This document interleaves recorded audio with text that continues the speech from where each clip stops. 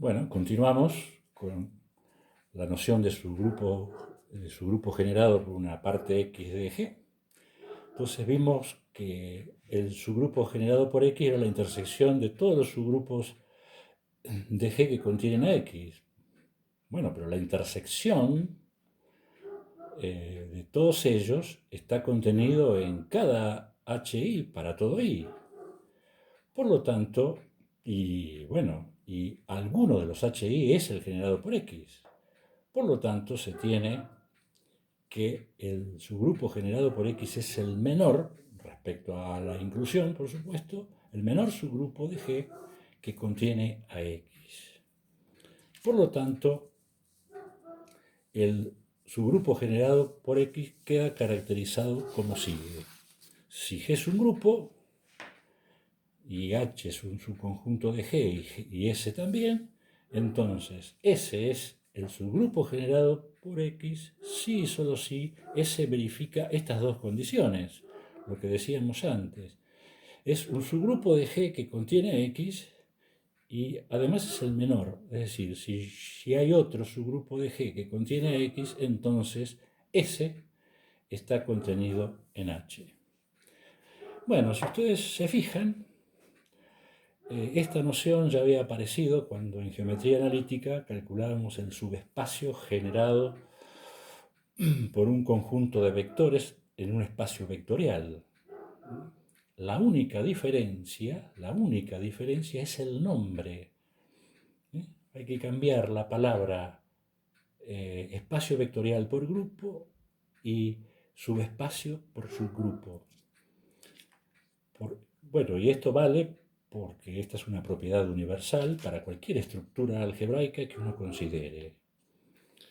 Entonces, la única diferencia está en cómo se calcula. Recuerden que cuando trabajamos con espacios vectoriales y queríamos calcular el subespacio generado por X, tomamos el conjunto de todas las combinaciones lineales finitas de vectores que estaban en X. No, pero acá no tenemos combinaciones lineales. Tenemos una operación grupal y tenemos potencias enteras de elementos de X que ya lo hemos definido en la clase anterior. Como siempre, si X es vacío, porque X es un subconjunto de G, entonces el subespacio trivial formado por el neutro es el subgrupo generado por X. El subgrupo trivial, ¿no? Bien, ahora, si X no es vacío, tomo G un grupo y X una parte no vacía de G. Entonces lo único que yo puedo hacer son productos finitos de potencias enteras de elementos de X. Y eso es exactamente lo que hay que hacer para obtener el subgrupo generado por X. Productos finitos, acá S vive en N, o sea que puedo tomar S igual 1, S igual 2, productos de un elemento, productos de dos elementos. Los A sub I viven en X y los T sub I son enteros y se calculan como lo hemos definido antes. Lo que uno hace es considerar este conjunto en la demostración, que está en el apunte, y verificar las dos condiciones que vimos anteriormente que caracterizan al subgrupo generado. Bueno, a veces el subgrupo generado da todo, por lo tanto, igual que como para espacios vectoriales, X se denomina un sistema de generadores de G.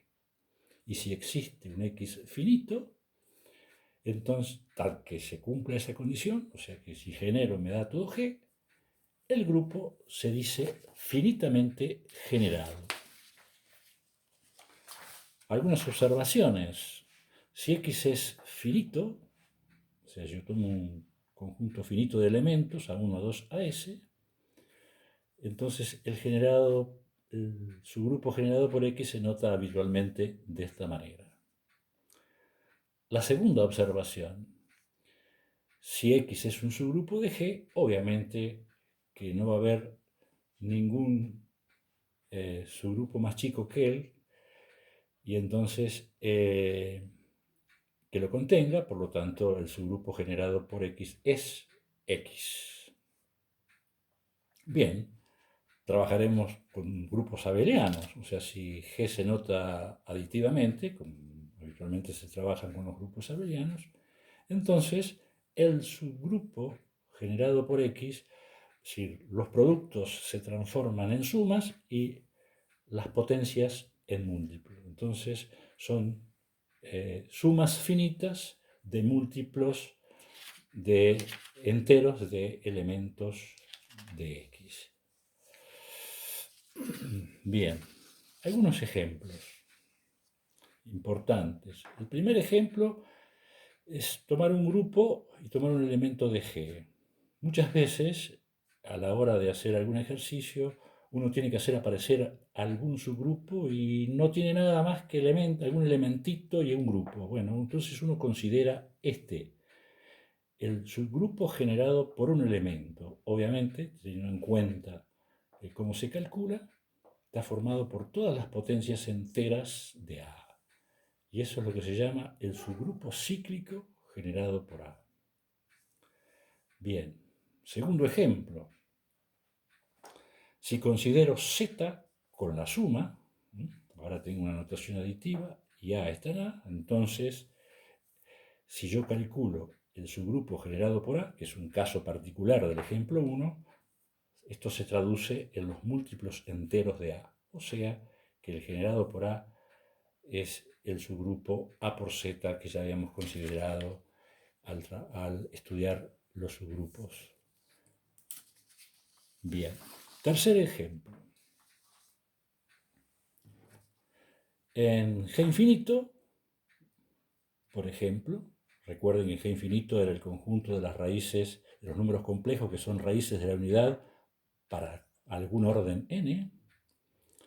Entonces yo tomo el I y calculo el subgrupo generado. Entonces calculo las potencias enteras de I. Sabemos que son 1 menos 1 I menos I, que es G4. Ahora, el I está en G4. Entonces, en G4, el subgrupo generado por I me da G4. Es decir, el conjunto generado por el I es un sistema de generadores de G4. Y en este caso, ese grupo, G4, se denomina un grupo cíclico, porque recuerden que el generado por A se llamaba subgrupo cíclico generado por A. Bueno, entonces el grupo G4 es un grupo cíclico. También lo es Z. Recién no lo dijimos, pero en Z, si yo tomo el 1 o el menos 1, yo calculo todos los múltiplos enteros y obtengo todos los enteros. O sea que el grupo Z, el grupo aditivo Z es un grupo cíclico. En este caso tenemos un ejemplo de un grupo cíclico finito, Z es un ejemplo de un grupo cíclico infinito.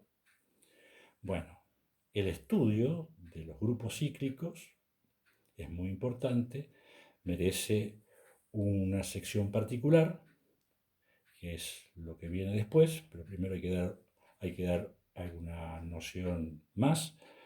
Y bueno, porque cuando estudiemos a todos los grupos abelianos finitos, ya vamos a ver que son productos directos de grupos cíclicos. O sea que este es un capítulo un tema que hay que manejar de muy buena manera.